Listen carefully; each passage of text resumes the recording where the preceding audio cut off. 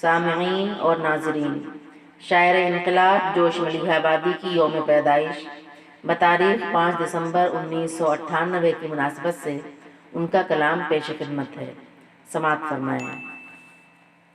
جس دائرے میں قصر قدامت کا ہو طواف، جدت کے جرم کو کوئی کرتا نہ ہو معاف، بگڑے ہوئے رسوم کا ذہنوں پہ ہو غلاف، آواز کون اٹھائے وہاں جہل کے خلاف؟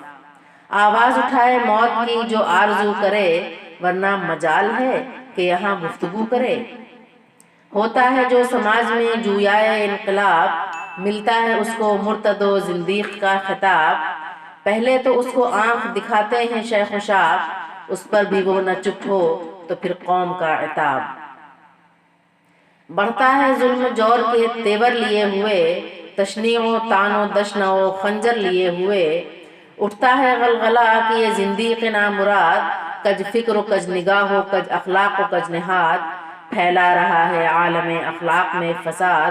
اے صاحبان جذبہ دیرین جہاد، ہاں جلد اٹھو تباہی باطل کے واسطے، جنت ہے ایسے شخص کے قاتل کے واسطے۔